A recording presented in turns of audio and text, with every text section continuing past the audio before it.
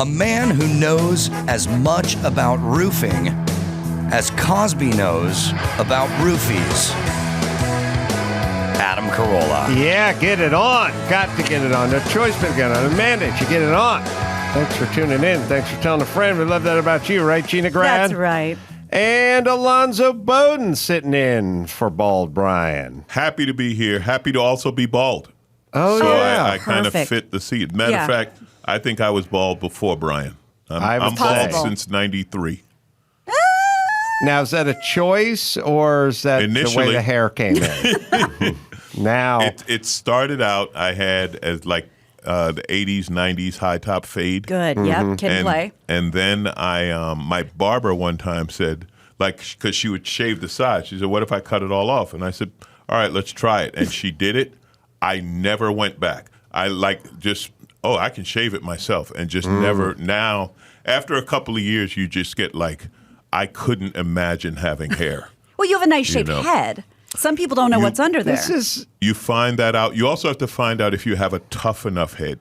Some people's heads can't take the sun and stuff like that, But yeah, I have a tough head with not too many dents. So well, also a couple things. It's when the barber goes, we can just shave it all off. That may be the last time she sees $23 from you. Yeah. This is basically when the chiropractor goes, you ever try one of those foam rolling wheels? Do it at home. Get them on Amazon. Just do it every day in front of the TV set. It's like, good. I just saved myself $189 twice a month. That's right. Because I bought a $23 roller thing that you told me to roll on in front of the TV set. I don't need you anymore. And also, it struck me that if you are going to commit to a life of motorcycle riding, getting rid of that hair, especially during the dog days of summer, with the helmet head and the pulling the thing off and going into the restaurant and everything like that, the bald is the way to go. There's no situation where it's not easier to not have hair. I agree. What I mean? There's never a time where it's like, man, I wish I had hair today. No. Well, it's always easier. It used to greatly affect whether you were going to get laid or not. Yeah, but but now that's off the table. Basketball took care of that. Right. Yeah. Jordan took care of that. Basketball took care of that. Malone to some degree. Yeah, it was college players, though. Like, if you ever want to see where black hair is going, tune into college basketball. You're right. Interesting. The young brothers are always a step ahead of the rest of us. I mean, it was bald and then the dreads and then like whatever they're doing, the rest of us will catch up in a couple of years. So they started shaving their heads, like you said, when Jordan was even in college and stuff in the 80s. Like the college guys in the 80s were like, yeah, we're taking it off. And the Fab Five, Michigan. Right. Yeah. Yeah, I don't think Larry Bird had that option. I think him as a bald man would have looked like a crazy, sickly Bond villain. That would have been scary. Someone who should have been holding a hairless cat on the bench and telling it its plans for the future. That would have world domination. Someone would have thought, like, he'd be better off wearing one eye patch than being bald. Can you imagine the defense if Larry just walked in bald? The defense said they'd be like, all right, just give him room. Just don't. He's got something. We don't know if we can catch it in the paint. So I'm glad Alonzo's here because I've had this thought and I've been sitting on it for a couple days and I keep forgetting to bring it up, which is it'll be right up Alonzo's alley. And I'm glad that he brought in his 1600 BMW. What do we call those? Touring bikes? Yeah, Enduros? It's a touring bike, full dresser, touring bike. Right. Those titles, yeah. Quiet and smooth. Man, I love it. I love it. You just described it perfectly. Smooth, quiet, still fast. BMW bikes follow the same philosophy as their cars as far as like technology, speed, this and that. And I call this bike a two-wheel 7 Series. Yeah, flagship. And is it a 4 or 6? 6, inline 6, yeah. Inline 6. Interesting. Small displacement piston-wise for 1600, but 1600 is a lot of engine. Most Hondas have a 1600 in them in terms of displacement on the bike. But what I'm alluding to is about a year ago, I moved part-time to a place off of PCH. And PCH is Pacific Coast Highway. On any Saturday or Sunday, you have every group that's represented in Southern California making a run up and down PCH. The Weekend Warriors. And the groups have expanded quite a bit. Now, in terms of what side of PCH you're on, if you're on the ocean side of PCH, you essentially hear the ocean. Mm-hmm. Although it's interesting, and that a lot of these multi-million, when I say multi-million, I mean maybe $65 million places. They're building some like double wide, triple wide lot places along, like God knows. These aren't $32 million residents. These are $60, $70, $100 million residents. But a lot of them in the new construction, just because that was my background, I'm walking past them and I'm seeing a lot of forms and rebar going up right on the street, which means the structure of the house, which is oftentimes a steel sort of substructure now with wood framing in between, all of a sudden there's a big steel reinforced concrete formed thing going on in front. Now, people want a fence or a gate, but the gate's a framed wall that's stucco and hollow, or it's a block wall or something. These are these big, and I'm seeing the rebar stick out in the air, 10, 12 feet in the air. They're pouring these big monolithic concrete barriers, and that's for sound. Yeah. Because you think about the side of the freeway and the people live in the neighborhoods off, and they start stacking blocks and filling it with rebar and concrete.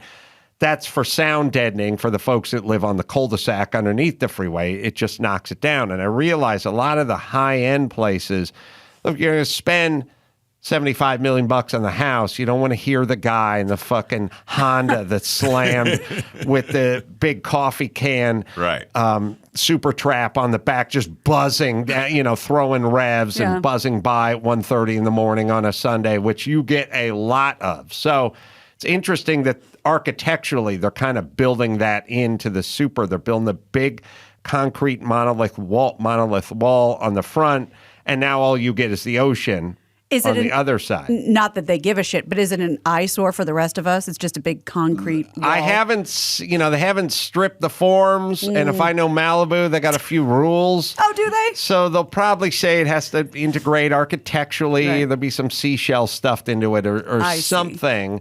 It's also going to stop Caitlyn Jenner from driving a Denali through your living room, which too. Is nice. Like, if somebody gets... People speed all the time. People are drunk. Someone gets clipped. Next thing you know, they just pop right on through, and they're in your entry hall. But I think it's for sound. So the sound, I've realized, it used to be the motorcycle guys who had kind of the Harleys, the Hogs, the lowrider motorcycle guys. There's subgroups, and they're within races. There's like the Latin guys who have kind of a weird lowrider hog kind of look. There's the black guys who will do the lowrider hog and also have the crazy extended swing arm drag bike guys. I don't even know who those guys. Who are those guys? He is. He's nailing it. Go ahead.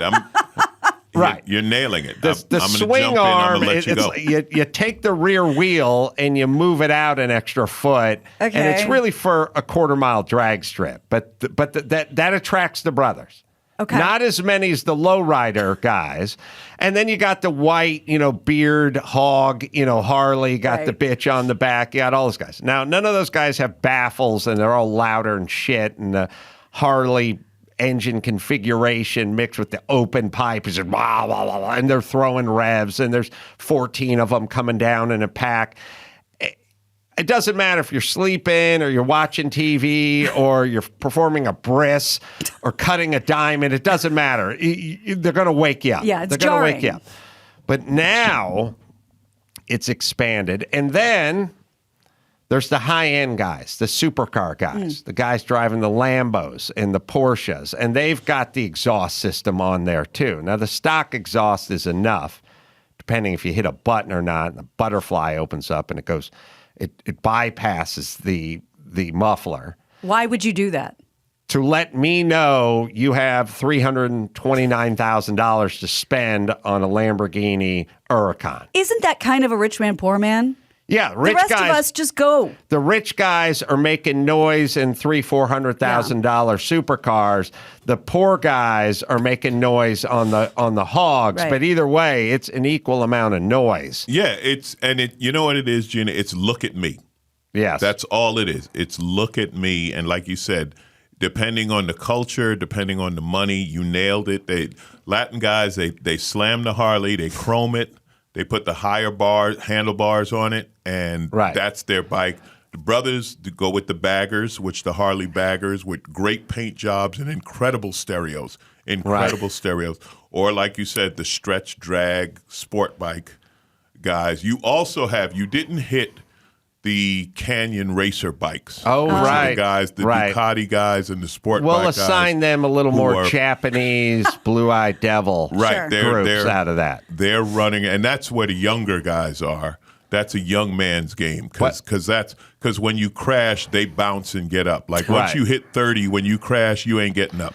But at 22, you crash, you bounce. In defense of the Rice Rocket Ducati crowd, those guys, it's over before it begins. Yeah. They go buzzing by at 85 miles an hour. You're like, what happened? Boom, it's done. Right. They're it's not over. taking a Sunday stroll. The guys on the hogs are taking it low and slow. Right. And there's a big, long group of them. And good luck getting around them. And it's all about the lower end. Yep. And blah, blah, blah, blah, blah, blah, blah, blah, big cami things. And they're, And the supercars, like you say, the supercars, I got a $300,000, $400,000, $500,000 car. And it's all because it used to be, and Adam, you know this, they used to help with performance, but now the stock performance is so insane, there's no need to put an exhaust on. There used to be a time when you put on a pipe and you tuned it. Back in the days of carburetors, you had to tune it with the pipe and you got more horsepower. Now, when you put the pipe on, it makes more noise.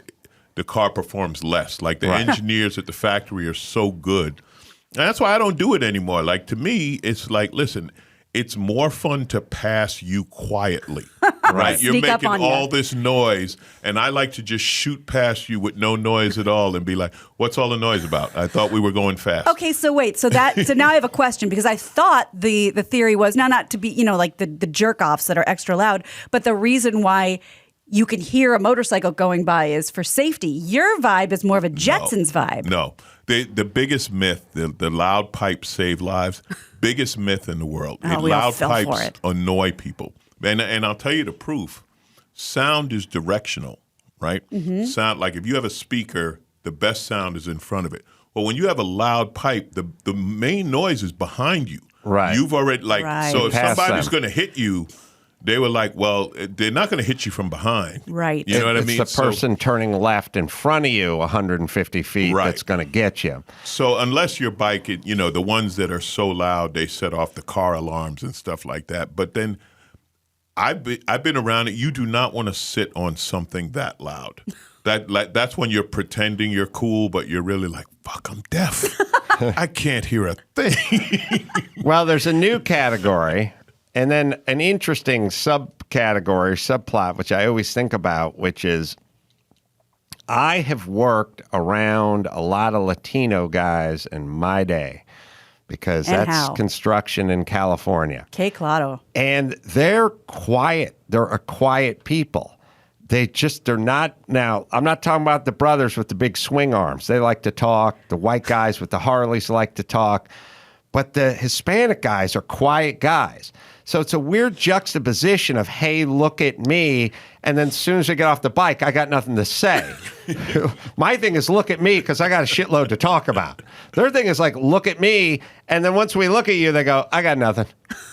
Who's the president that said speak softly and carry a big stick? Teddy Roosevelt? Maybe that's what they're doing. It may be, or it's just a compensation for I don't do a lot of talking once I get off. I let the bike do the talking for me. Yeah, it's so cultural, and the artwork on the bikes. Like if you stop and look, the detail artwork they do. I mean, a lot of these bikes, these guys got $50,000-$60,000 in the bike between chrome and paint and everything. I had one custom bike like that. I had a Honda that was and I got rid of it because I hated cleaning it.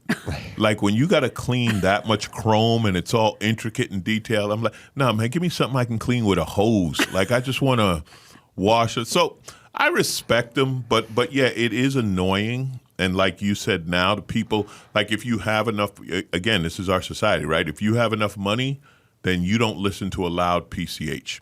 You're on the happy side versus the sad side where I live. But there's now a new category. The new category is the guys, primarily BMWs. I told cars, automobiles. Chris, I'm looking at you, who do this. They flash the car or they do something with the exhaust, which is on the downshifts. It's an F1 type pop, which is mini backfires essentially, which is way more intrusive or annoying than any hog that's just rumbling down the street, because the rumble is obnoxious, but it's consistent. It's not nothing, pop, nothing, pop. And I told Chris, find a vid so you can kind of get this. It seems to be with BMW sedans.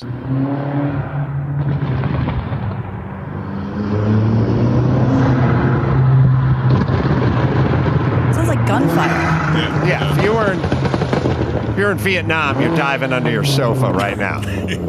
That's horrible. It's this crazy pop. I don't know if you have any PCH stuff on there, but I thought BMW was all about precision, and they don't do shit like that. What happens is those guys sell the car, and Armenian guys buy them at some point, and then the precision goes out the fucking window. That's Alonzo's laughing because he knows I'm right. It's so true. It's the third owner. Got it. Yeah, it's the third owner. So the first guy, they can afford the car, right? But they lease it. They don't buy it. They lease it. They drive it for 2-3 years. Then the next guy comes along. He can't quite afford a new one, but he can afford the used, the certified used. So he buys that. And still on the warranty. Yes, he's driving it for another 3 years. Now the value's gone out of it. Now that $80,000 BMW is worth $25,000. And once the warranty goes, so does the catalytic converter and the exhaust. Because and that's when the kid comes in and says, "Man, I can afford an M3." It's like, no, you can't. You can afford an old BMW. Right. And that's when the exhaust comes on. Thank you. The exhaust is gone. That's when the popping starts. Do you have any more of that, Max Spada? I don't know.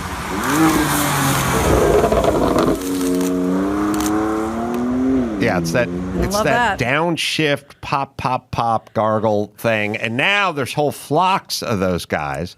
They're making the run. I never know where they're going. You know what I mean? The thing about PCH is there's a motorcycle cop every 3/16 of a mile. It is if there's one stretch of highway you can't get away with shit on, it is PCH. It's literally, especially on a weekend. All you can do is go slow and make a lot of noise. And I never know where they're going, but they're going somewhere. So now you got the bikes, you got the BMWs, you got the occasional, you got the Rice Rockety, the Slammed Acura. There's always out there making noise. You have the supercars out there. There's literally everything but mini Sprinter vans is making a fucking racket going up and down that highway now. Here's one group that we didn't touch on that drives the loud BMWs, inherited money. Oh, yeah. Mm-hmm. Right, rich kid. That's the kid Daddy's who buys car. the new BMW and puts the racing exhaust on it and all of that. Yeah. Yeah. So there's no napping. It is a no-nap zone going on over there, man. Well, I think we're onto something with rich man, poor man, because I don't imagine you get a lot of this in La Cañada, but you get it in Malibu.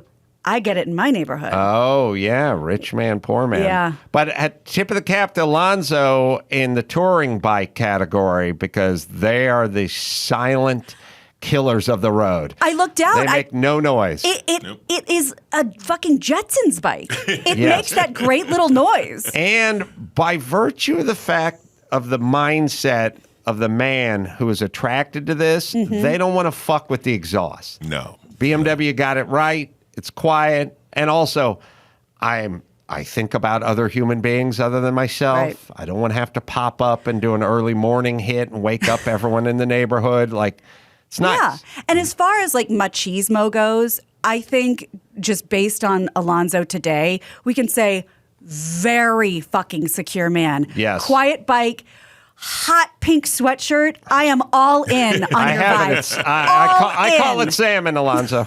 I'll go with salmon. It's carnation. I'll take salmon. Like that is a secure man. Well, I think you grow up, right? Yeah. I mean, there was a time when I rode the sport bikes and raced through the canyons because, like I say, it's fun and it's like technique, like it's a challenge. How good can I get this or that? Then you just age out of it and you're like, okay, now I just want to. I more and more just want to be comfortable. Yes. You just realize like, yeah, I could do this, but you know what? This is comfortable. And like I got a cruiser and I got a BMW, what they call an adventure bike, which is on off-road, which I don't really do the off-road, but it's great for getting around the city.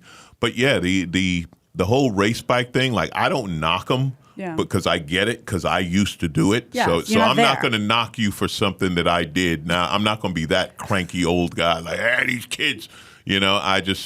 What's funny to me, though, and you see this a lot, Adam, I'm sure you run into this because you're a good driver. Like, you're a pro driver. You race, you've been on tracks, you did. Some of these kids get these fast cars, and they cannot drive. It is the most frustrating thing. It's like, listen, man, I could pass you in a Camry. Now, either step up your game or give up the car. One or the other. Just get out of the way. Yeah, I hearken back to this weird, sad situation I had that all tied into Alonzo's thing, which is Carter Lay. I told her the heir to the Lay's potato chips fortune I raced in a celebrity Toyota Grand Prix race, and he had these real fancy racing shoes that literally the shoes, I remember he was explaining these, everyone else had the standard issue stuff that Toyota gave you, which would be Simpson's bottom of the line suede. That's what they'd give you on those races. But he bought his own shoes, and I remember they didn't lace up down the middle. They laced up off to the side because it cut off the circulation at the top of your foot more than, Sure. Right. But guys would drive F1 in the 50s in tennis shoes. If you're They're good, okay. if you're good, you're good. Yeah. It's kind of like dancing. Like if you're a really good dancer, a really good basketball player, you'll beat anyone and You're not going to blame the tools. Slip on Vans. Yeah. You'll school up a guy in the Capizios, right? It was kind of that. And then he was the second. Wanda Sykes was the slowest person out there, but the second slowest was Carter. And then I made fun of his shoes on a podcast, and then he wrote me a tweet like, hey, what's up? Why are you goofing on me kind of thing? And then I very thankfully said, sorry, just a joke. You're a cool dude. And then 3 months later, he died of cancer. And then I felt, I'm so glad I didn't engage with him. Like, what's up, rich douchebag? Yeah, want to dance? I just went, I was making fun of you. Sorry. I get it. There's a guy, he patrols, I'll call it that, patrols the canyons in Malibu. His name's Danny. And back in the 80s, he used to race Grand Prix motorcycles, which is like the highest level of motorcycle. Like Danny is impossibly fast, right? And he rides an old Honda 650 Hawk, just a plain V12. And nothing more fun to him than a kid on a $40,000 Ducati. And Danny doesn't just pass you. Danny passes you and waits at the bottom, leaning on his bike with his helmet off. Like Danny left you. Like Danny could have went and got a sandwich and came back. And we all know, we're like, hey, you don't mess with Danny. And when you follow him, the one thing you see is, his brake light never comes on. Like he doesn't slow down. He just, and he loves doing that. He's like, yeah, it's like you said, it's not the tools, it's the mechanic, it's the driver, it's the no rider. operator error. I just do the mountain bike math. It doesn't matter how expensive that mountain bike is. Some kid in great shape's gonna cream you on a Huffy. I mean, let's be honest. Is Leno out every weekend? Do you see him at the candy store or the rock store? Not every week, but yeah, he still comes out. Leno still, the thing with Leno, you never know what he's going to show up on or in, right? Car, bike, whatever. Horse but yeah, carriage. he's still, he still pops up now and then, and he's good though. Leno is a good rider. Like he's not all show. Yeah, Leno's good. And has this crazy turbine bike with the helicopter turbine engine in it. Melting car bumpers. It's absolutely insane. All right. We have Dawson. Did you get our Bobby Hollander Oh, good. Mashup. So The 12 days of Christmas over here. Bobby Hollander, Alonzo, is a guy we've been drilling down on for the last few days. He's a porn director who made a cardinal sin of porn directing is putting yourself in front of the camera. You know what I mean? All great porn directors do their best work from behind the camera. Bobby, he didn't fancy himself a porn star, but a showman. A raconteur. Yes. For the porn industry Ringmaster. in the early 80s. And we'll play a little snippet of that. But then now that's before VHS. That's theater porn, right? He does allude to it. No, into VHS. Okay. Yeah, he pioneered the VHS movement. He likes to talk about that too. Right. And it struck me that he kind of sounded like Al Pacino. So Dawson did some work on that. Let's try it out. Which one are we doing? Do you want me to find the lost footage from the movie The Godfather? Well, Or do you want to reset who the guy is for well, Alonzo? we'll set up 30 seconds of Bobby Hollander. Hi. You thought it was Alfred, but it's not. My name is Bobby Hollander, and I'd like to introduce you to a tape called The Personal Touch. Now, The Personal Touch is something different in home entertainment. It's strictly adult, strictly X, and it's hot. It's so hot, it's going to blow your balls off. It's going to want to make you wet your panties. It's going to want to make you reach in and grab it. It's going to want to make you come right on your television screen. Right on it. So that's him. And it reminded me of Pacino, but I have not really mashed him up. So Let's see how close you got. let's see how close we got. Don Corleone, I wish you would have let me know you were coming. I could have prepared something for you. I didn't want you to know I was coming. It's going to want to make you come right on your television screen. Hi. You thought it was Alfred, but it's not. You heard what happened in my home? Mike, I almost died myself. It was all so relieved. In my home! Get out of your bed, off your couch, out of the bar. In my bedroom where my wife sleeps! We're going to be into the bathroom in a minute. Where my children come and play with their toys. Pulling your wang-wang. It was Hyman Roth that tried to have me killed. And I'd like to introduce you to a tape. Jesus Christ, Mike. My name is Bobby Hollander. Jesus Christ, Mike. Look, let's get them all. Let's hit them all now while we got the muscle. I was very happy that this house never went to strangers. It's strictly adult, strictly X, and it's hot. High society. First Clemenza took it over. Now you. Chic, hustler, velvet. My father taught me many things here. He taught me in this room. It's so hot, it's going to blow your balls off. It's going to want to make you wet your panties. He taught me, keep your friends close, but your enemies closer. Swank. Now, if Hyman Roth sees that I interceded in this thing, in the Rosado brothers' favor, he's going to think his relationship with me is still good. Agavit. Rabbi. That's what I want him to think. I don't mean to say it in an obscene way, but we wanted to make it that way. I want him completely relaxed and confident in our friendship. We hope you blow your nuts off. Then I'll be able to find out who the traitor in my family was. I got to tell you, pretty damn close. I like that. That's a director's cut for both. Yeah. Nice job, Dawson. Now, you've heard Carlito's Way narration, Chris. Is it the same? Is it closer? Because there's different stratas of Al Pacino. We could see a little bit of it. Let's see what he sounds like in Carlito's Way. Somebody's pulling me close to the ground. I can sense, but I can't see. It's so hot, it's going to blow your balls off. It's going to want to make you wet your panties. I ain't panicked. I've been here before. Same as when I got popped on 4th Street. It's going to want to make you come right on your television screen. Don't take me to no hospital, please. Fucking emergency rooms don't save nobody. Ladies, go out. I hope you have new batteries for your vibrator. Husbands, whip 5 on yourself. Do it lubricated. Some bitches always pop you at midnight when all they got is a Chinese intern with a dull spoon. We hope you blow your nuts off on this tape because it was made that way. Seems like I just got out of the joint. stood up in front of that judge and told him what was who. You'll be watching it once, twice, 3 times. You're gonna love it. It's hot. It's a stroker. Now let Shauna dust off your TV screen so you don't miss a thing. It's the creepiest 80s porn impresario ever. If I closed my eyes, I wouldn't know which one was which.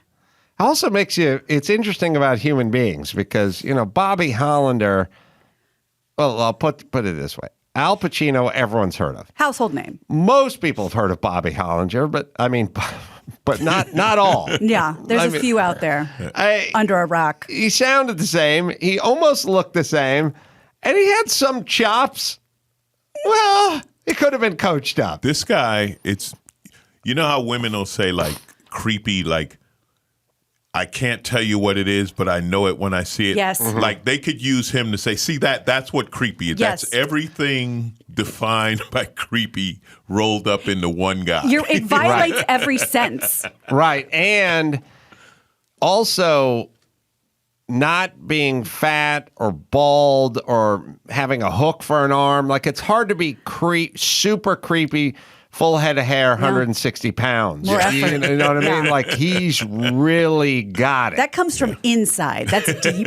Yeah, That's psychological. But Alonzo's right. Like most women who like have that one guy at the office that creeps them out, they're like, you go, well, what is it about Bert? And they go, she's just so creepy. Like they just keep repeating it. They never talk about something. They just go, he's so because they're like a dog that's smelling it. Right. It's an aura. They can't articulate it. It is.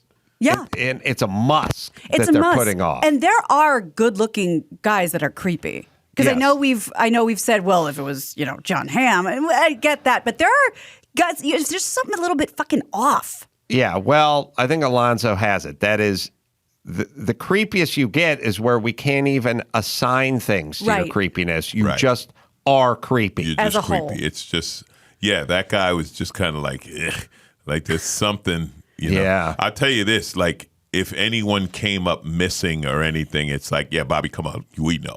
Yeah. All right. So you're a person of interest. Well, his main client, sorry. Well, so you're going to say his main client, Shauna Grant. Emmy watched the documentary on her. The Frontline documentary. And Bobby is not painted in the best light. Oh, you don't say. Throughout that documentary. But do you want to see him where he's kind of out of his element? He's not really performing for the camera in a porn, but he is still talking to it.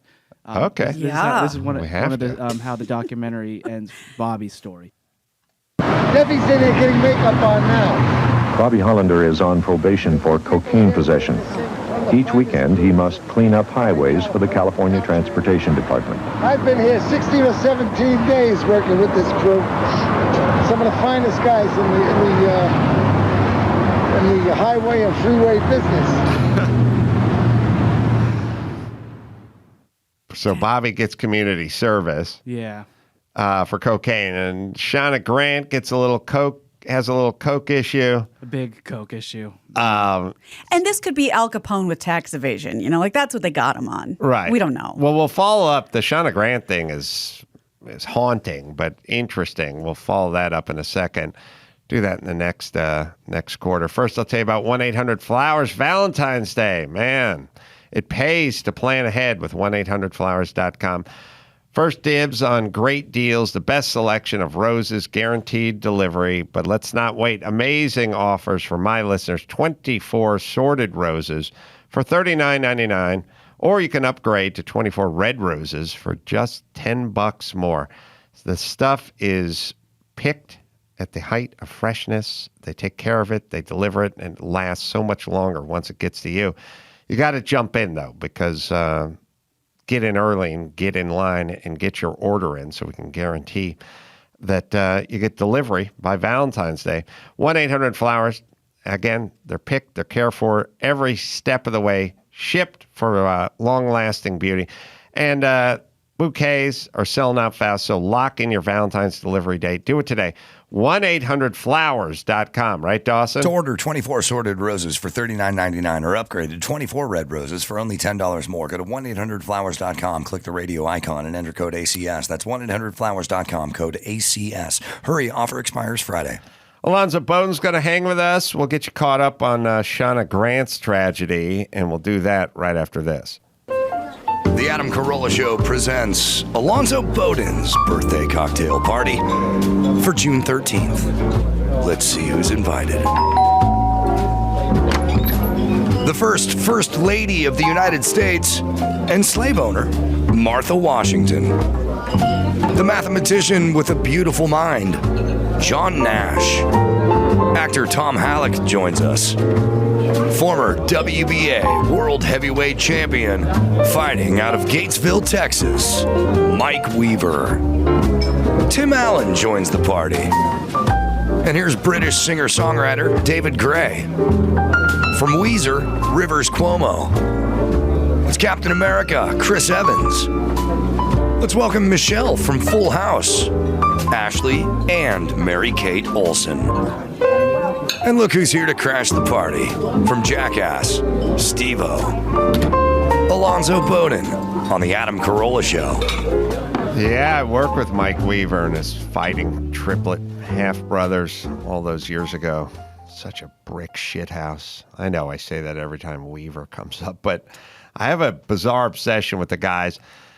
You know, everyone who boxes is in shape. They're boxers, sure. But Weaver was an Adonis. I think he was called Atlas. I think that was his nickname. He was physically, just from terms of a physical body blessed by God, Mike Weaver was, he gets forgotten about, but he's kind of was at the top of the top. I mean, because I was going to say, like, he wasn't around long in the championship, right? He wasn't champ for long. He was always kind of in the mix, around the mix, but he never really was the mix, you know. And it was that time, sort of, right at Ali, I guess, toward the end of Ali, but pre-Tyson, where there was a little musical chairs going on, and no one really recognized anyone as being the guy. You know, there was the Spinks brothers and stuff. Yeah, Holmes stuff was like in that. there, and no one really captured the imagination. But he was I used to work with that guy at the time I knew him. He was in his later 40s, probably. Still a brick shithouse. Just that dude. All right. Alonzo Bodden, by the way, has got shows coming up Philadelphia at Helium Comedy Club. That's March 3rd through the 5th. And you can go to his website, Alonzo Bodden, 2 D's in there, .com, and you can find out where he's playing. Alonzo Bodden, Who's Paying Attention is the name of the podcast as well. Shoot him a tweet, at Alonzo Bodden. All right. The Shauna Grant thing, which I find haunting, is an interesting tale. I guess one of those things about growing up in L.A. is I grew up in the place where everyone else came here to realize their dreams and then OD'd, killed themselves, or was killed by their boyfriend at some point before I basically turned 25.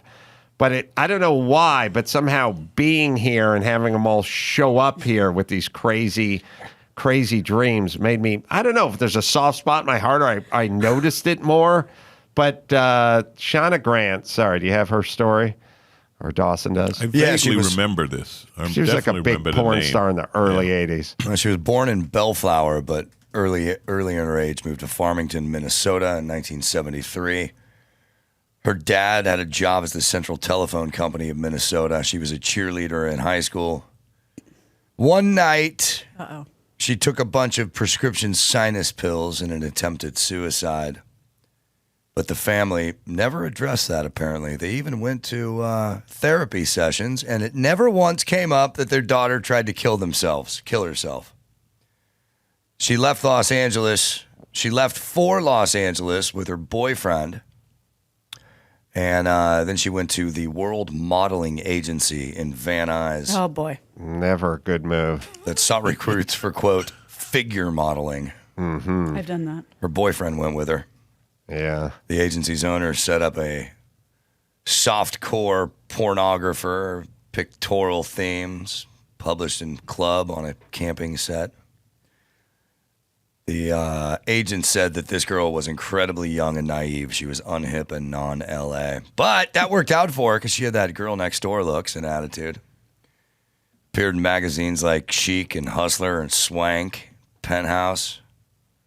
It's funny that magazines back then, it was feast or famine. Like, it was either high society or wet snatch. Yeah. They didn't ride anything down the middle. You know, they had these super highfalutin names like We and stuff, French names and stuff like that, or they just had black jugs. They would either, it was either super cryptic and they didn't dance around it, or they just spelled it out. But nothing down, there was no Camry, Honda Civic. It was either the Lambo or the Beverly Hillbillies mobile. Like, what was the range there? Like, and you had to pick a lane. Like, you'd either go je ne sais quoi or fucking M80 in a snatch title. Like, you would go crazy milking, popping jugs, or something that was French. I guess if you didn't make the cut as a model for like We or Chic, they were like, well, welcome to Jugs. Right. There was no in between gig that you could get. Right. You just But the titles were unrealistic. I think they knew we weren't reading them. Wait a second. We's real. We is real. We was real. I didn't realize that. That's OUI. That's right. Was it? Which, of course, I called Owie my entire like a kid that's molested. You know, pointing at my crotch. Owie. Nobody corrects you. Wow. Yeah, founded in 1972, had a 12-year run. Yeah, and they had like Swank. Yeah. And Gent. But Gent. Gent. That's for ladies? No. I mean, that's for ladies are in that? Yeah. I think Playboy Gent. It was for gents. It was like a gentleman's club. Gent was a big bust one, so Gina, don't play stupid. But the thing, evidently the big bust crowd was a little thicker than the regular porn connoisseurs because they needed to have names like Busty and Jugs and just boom, like in your fucking, you know what the Waffle House sign looks like? Boom. Yeah. You're fat, you're dumb, you drive a truck, Waffle House. Come, get fat. Horny he-she's. Yeah, man. What Way would back you when. think? They weren't politically correct back then. That was Swank, yeah. All right, sorry. Yeah, so she started doing the hardcore photo shoots for all those magazines. And then, while still at the World Modeling Agency, that's where she met veteran porn producer Bobby Hollander. Oh, boy. Yeah. Bobby Hollander suggested they're never veterans of a war. It's always just of porn. You know what I mean? Like a veteran attorney, that could be two things. That could be served the country and then became an attorney, but not the veteran porn directors. Yeah. Well, Bobby Hollander gave her what he said was a classy stage name, Shauna Grant. Oh, nice. And then she worked in adult films until 1983. She retired from the porn industry, but just a year later, in 1984, she was a nominee and presenter at the 8th Annual Adult Film Association Awards. I was going to say, porn is like stand-up. Like, you never retire. Yeah. Even when you say you retire, you didn't retire. That's right. It was that night that she agreed once again to work on her first adult film in 10 months. Oh, there you go. It was set to start shooting in San Francisco, but a few days after the award show, her and her friend were just partying and slept in and apparently lost track of time. And one thing led to another. And on March 23rd, 9 days later, she stuck an AR-15 in her mouth. And bye-bye, Shauna Grant. What does that have to do? Okay, so she was... I don't know. She apparently was heavily addicted to cocaine. There we go. And apparently was super excited after this night at the award show and went on a bender. Mm-hmm. And then probably came out ultra depressed. Mm-hmm. And then probably... Boy. How'd she have an AR-15? But 9 days after that thing. Doesn't say how many days her and her friend partied. Mm-hmm. Wow. But 9 sounds about right. Yeah. Oh my God. Do you think Bobby Hollander delivered a eulogy? Oh no. Like this chick inside this when she was alive, man, she had a tight ass pussy. Yeah. Like, what would Bobby? I don't think you let Bobby come to the funeral. You don't. You may do be it right. while Bobby's cleaning the side of the freeway. Well, that was some years later, you though. schedule it Alonzo. for Bobby's Between freeway noon and shift. 4. Exactly. Yeah. I wonder if they had an industry type funeral. You know what I mean? Like when somebody in the industry dies, they have to have kind of their Hollywood thing, and then they go back to Minnesota and, have that's the other friends and family. But from what I understand with the adult film community, very tight knit. So I think that you're probably onto something with that. Yeah. Yeah, especially back then. Because back then it wasn't like now where, you got OnlyFans and Pornhub and like anybody's making clips. Back then it was an industry, and the World Modeling Association in Van Nuys, they probably had everyone's number.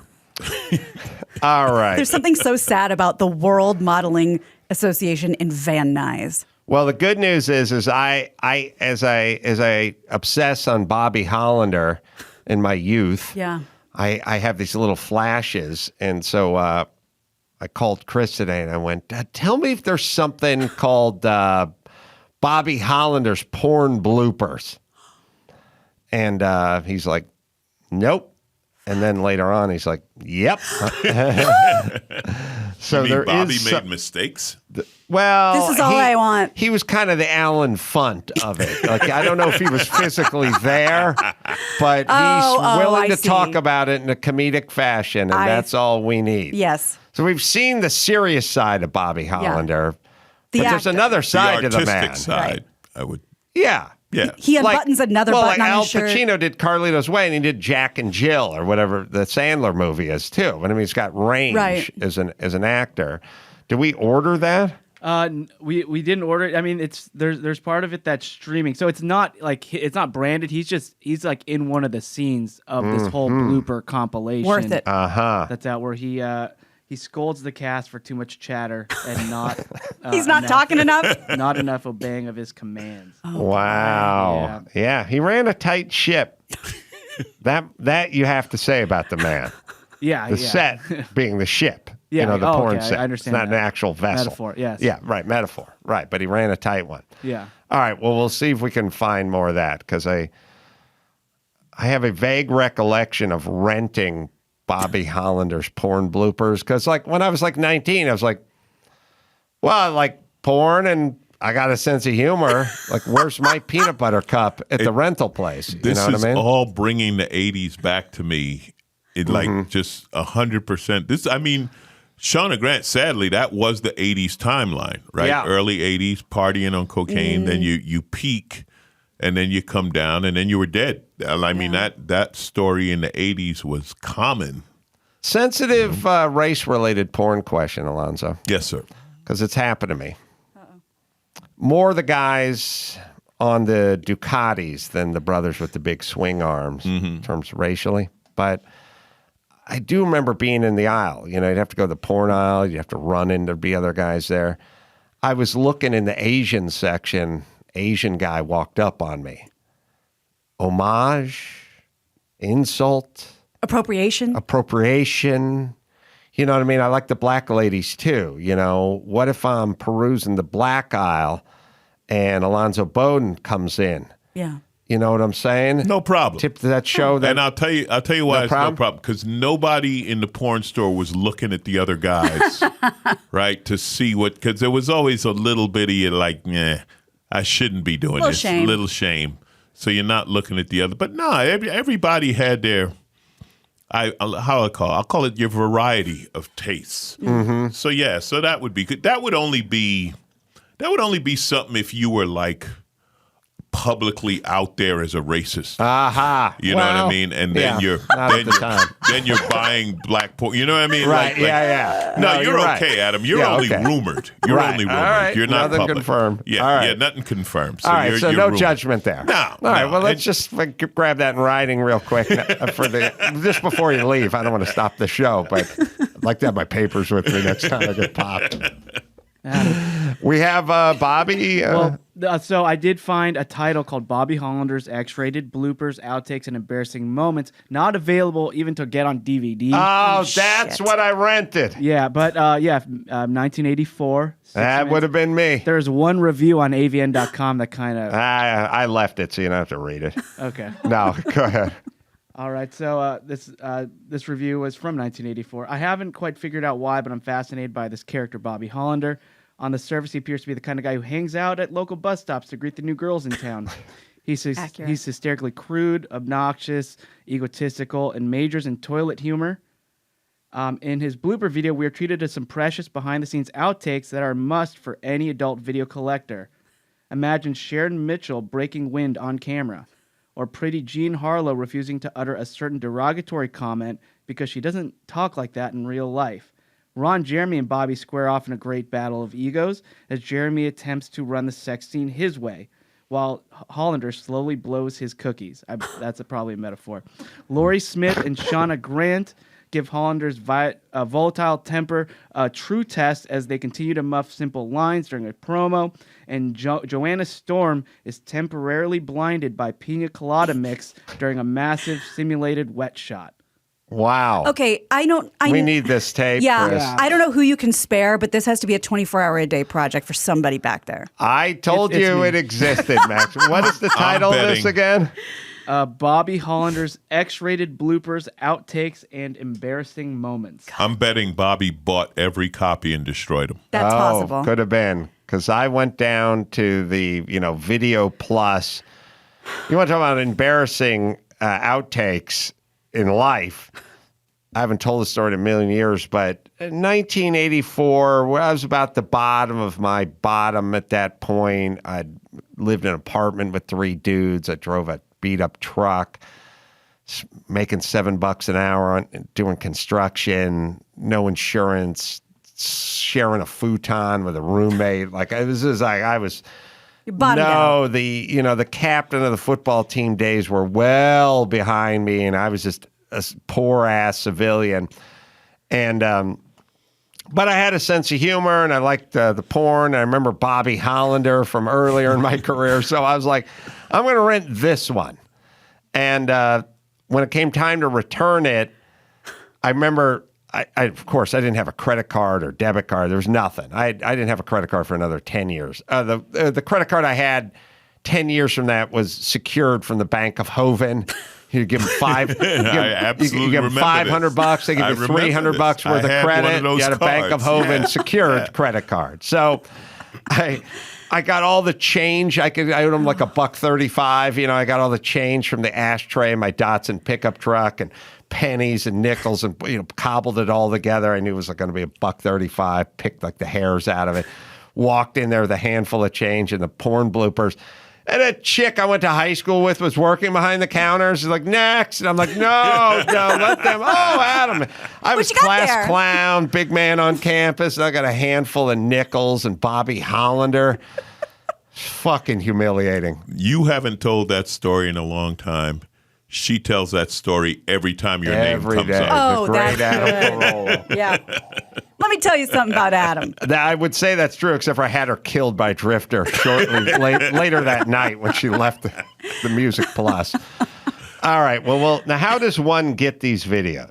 Kalen is he's like a truffle pig for Bobby Hollander stuff, and he found the DVD and he's ordering it as Why did he not find it before? I told you to find it. It's not easy to find. But once I found the title, neither are truffles. Once I found the title, he was able to search. You found the title. That was neat. That the cover looks like a comic book. Yeah. Yes. Does this look familiar to you? Yeah, it seems about right. Hilarious on-set mishaps. I remember being a little disappointed in the product, And then I also kind of remember going, what the fuck did you want? Did it not deliver what it said it was going to deliver? This ain't the guys from Monty Python. These are fucking coked out porn directors slapping something together in a edit bay in Reseda, trying to get more of my change out of my ashtray. That's what this is. I can't wait. We got to clear the schedule when this arrives, by the way. Oh, yeah. Yeah. And it's the collector's edition series. So that's the good thing. We'll see. So did he find it or can he find it? We're ordering it right now. He just has to enter all you of his can info order it. into he has to register for this site. So awesome. He's doing it. Oh, and this is going to be a treasure trove of new titles as they email them on stuff that's just come out on DVD that's been transferred from the VHS tape format. So there's going to be a lot of good stuff coming in. And what do they want for this? What are they asking? $11.95. All right, but that shit is a write-off. Same price. Because we're talking about Same price as it was in 1984. Probably. It hasn't gone up. They said collector's edition. They lied. Oh. It's still $11.99. I'll do you one better. I guarantee if I didn't turn that thing back in, I would have owed $68 to the Music Plus in Studio City. I remember those days.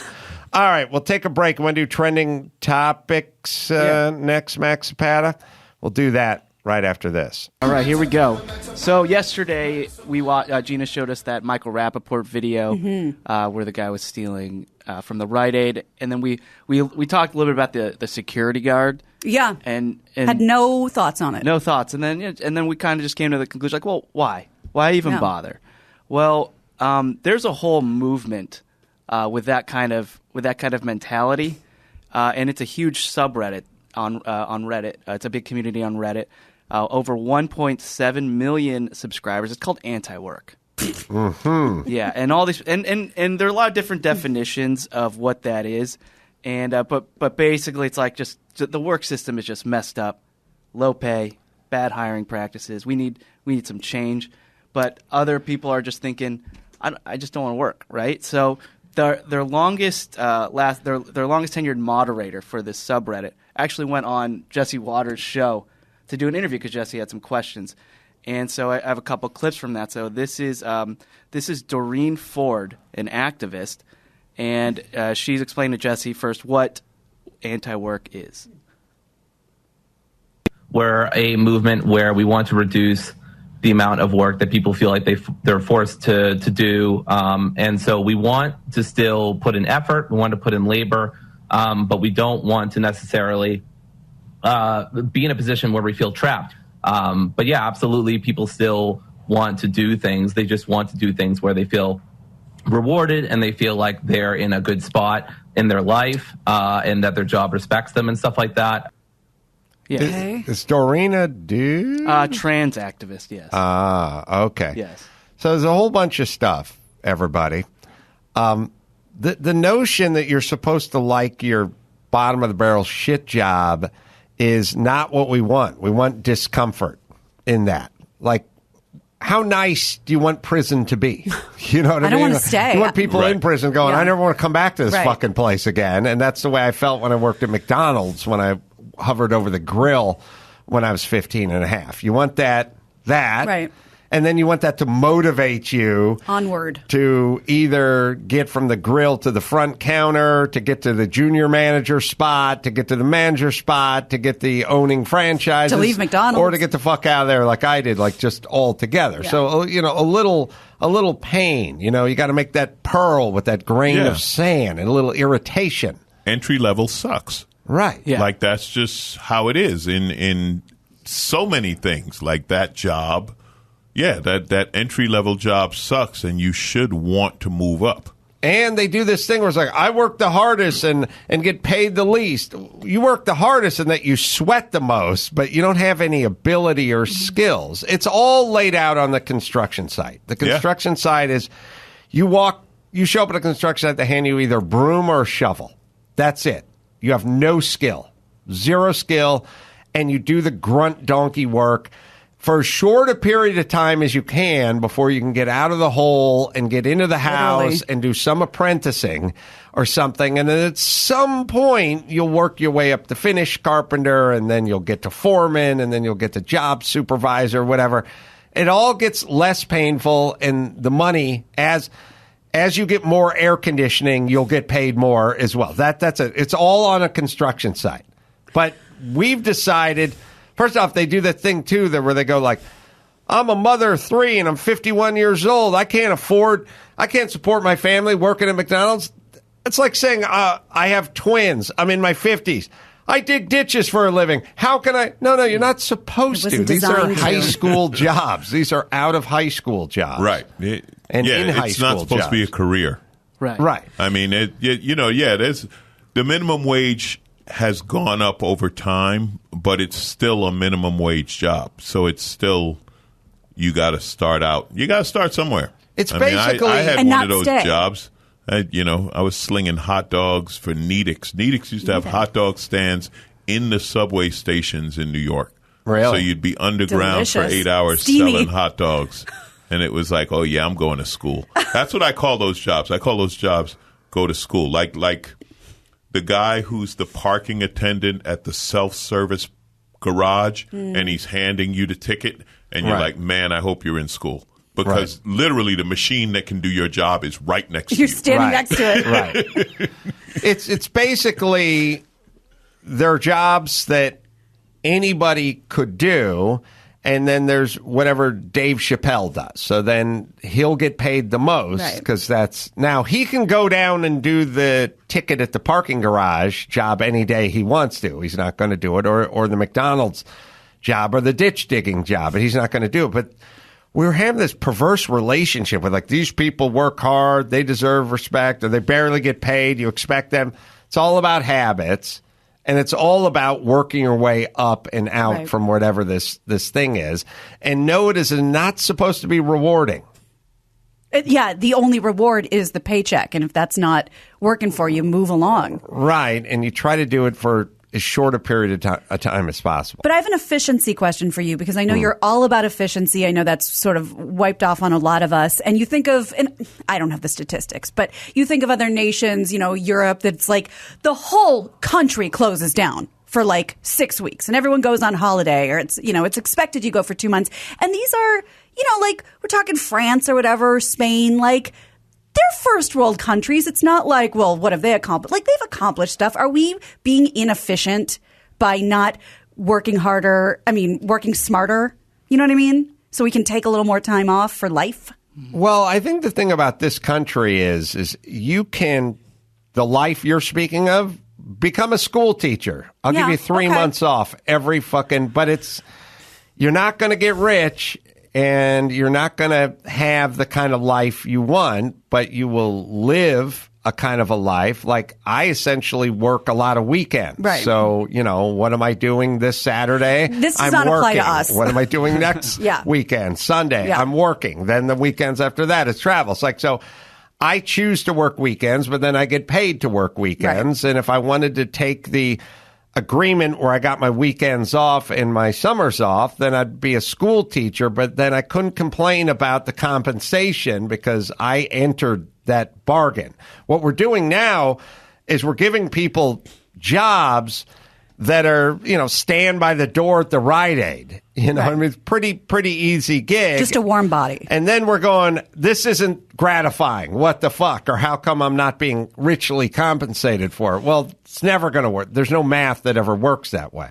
Yeah, Gina, what you're talking about, it's so cultural. Yeah. Like I'll never forget, I was in Spain and it was during siesta. It was like 3 p.m. when nobody's doing anything. I'm at this coffee shop having a hot chocolate, which, by the way, was just like Hershey's syrup heated up. Like it was the thickest, sweetest thing they ever. love Nestle over there. And I'm sitting, and this guy just looked at me and he said, you Americans live to work, we work to live. And I was like, yeah, okay. And that's fair. Like Americans, like we're grinding, hustling, this and that, trying to move up. A guy like him, he's like, yeah, I'm good where I'm at. Right. I don't feel any need to work harder to make more or whatever. I'm just, whatever his station in life was, he was good with that. Yeah. So I get that. But yeah, you do kind of make a choice. Now, I think that happened during the pandemic. I think some of us were like, wait a minute. Well, like me personally, I was like, what am I chasing? It's kind of, I mean, I can't sit at home all the time.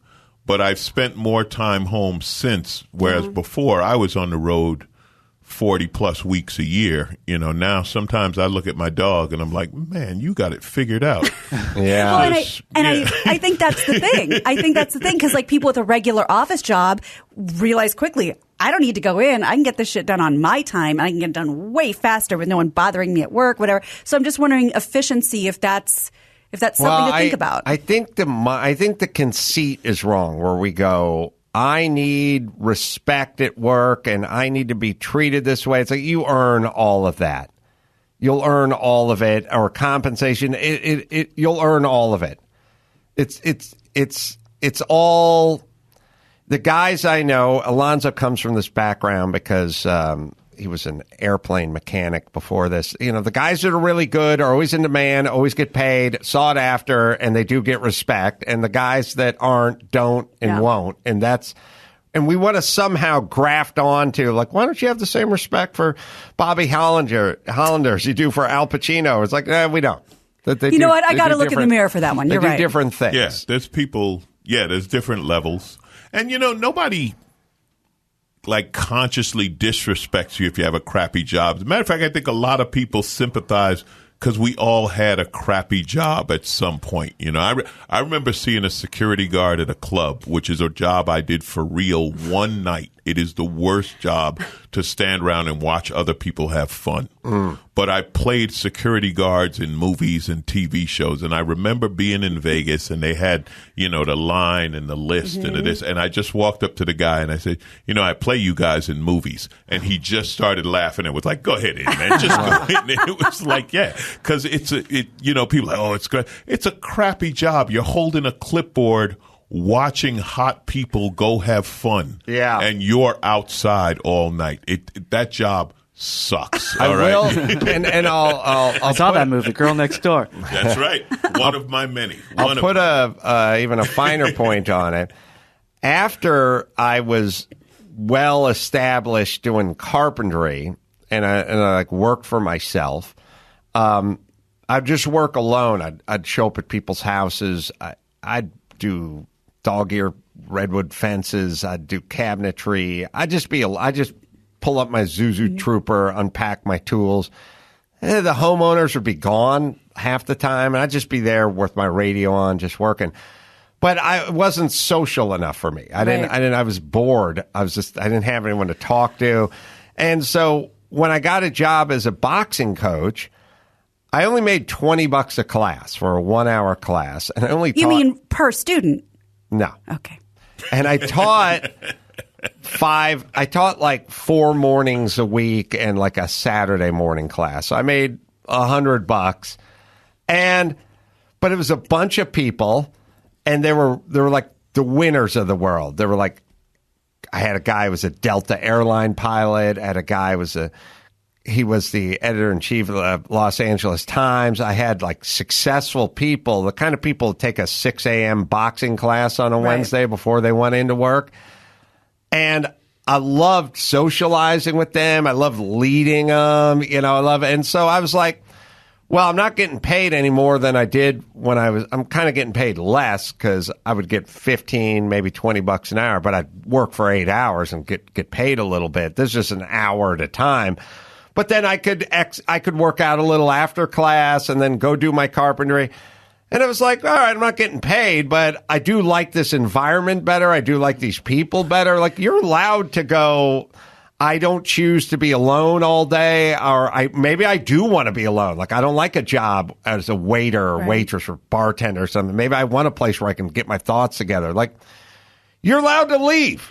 People do that all the time. They're like, oh, you expect them to pay for you $12 an hour? You want to shovel this shit all day? No, just fucking leave. If you don't like it, then leave. Go get another job. I couldn't agree with you more. From slinging suits in Beverly Hills and being absolutely miserable and saying, wait a second, there's an opening at KLSX for an overnight screener. Can do. Yes. And I lived in Echo Park very uncomfortably, and I lived alone, and I made it work because that was the industry I wanted to get into.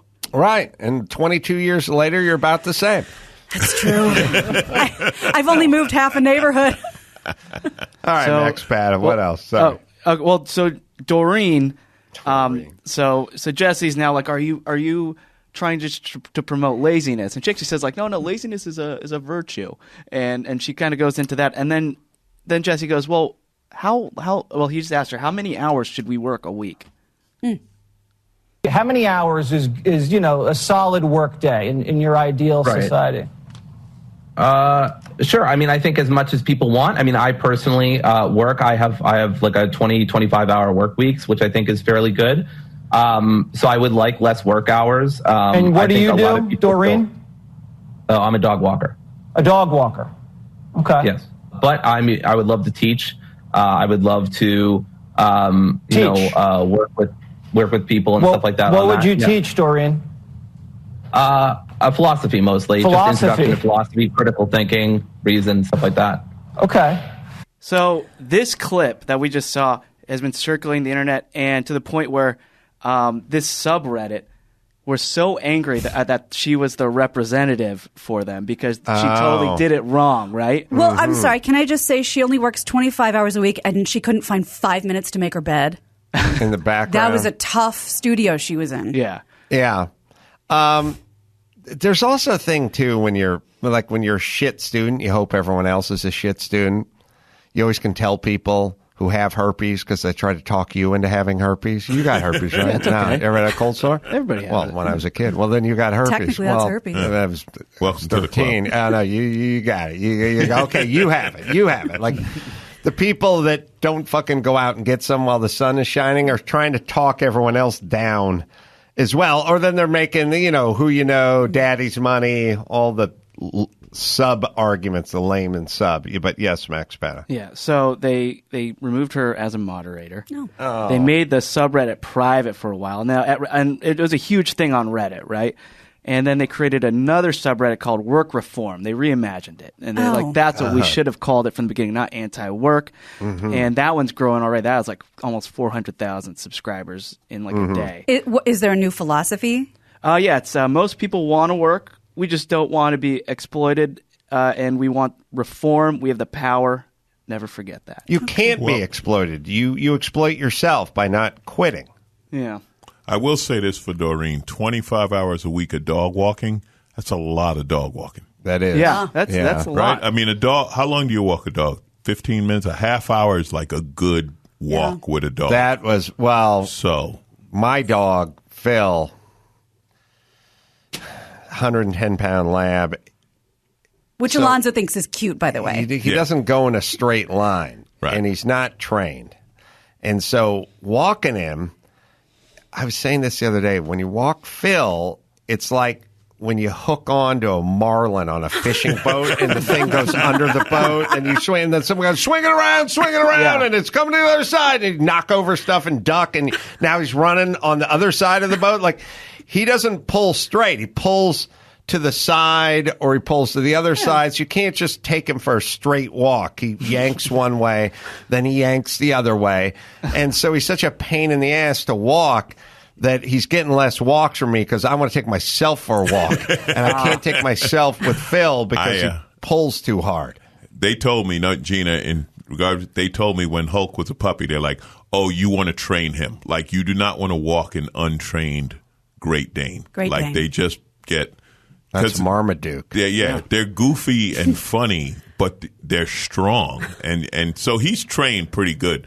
But every now and then he'll lunge, and it's like, I'm bigger than you, but I could see you dragging a lot of people wherever you wanted to go. Oh yeah, but I wouldn't trust Doreen with the Hulk. I wouldn't. Doreen ain't walking the Hulk. How much does the Hulk weigh? He's 13 months. He's 140. Wow, that's a big dog. He's gonna. They said he's gonna get between 150 and 170 full size. Same. Not full size. Jeez. Yeah. Wow. I smell a doggy play date. This would be awesome. Yeah, Phil will have fun times. Oh yeah, he's great with other dogs. That's Phil. Yeah. Phil refusing to get out of somebody's fountain. Yeah, that's a church fountain. So I walked him through a church. He just climbs in the fountain, and then the guy who runs the church is like, you need to get the dog out of the fountain. And I'm like, yeah, well. How would you propose I do wish that? you would get out of the fountain. Like, Phil, out of the fountain. It's like, nope. That's our holy water. If you go to my Instagram, fountain. So Funny, you'll find pictures of the Hulk, all different. So let's go to the next topic here. What do you find more impressive? When you get your hands and feet registered as weapons, or when you get a part of your body insured? Because it's so prestigious. Like, wasn't that...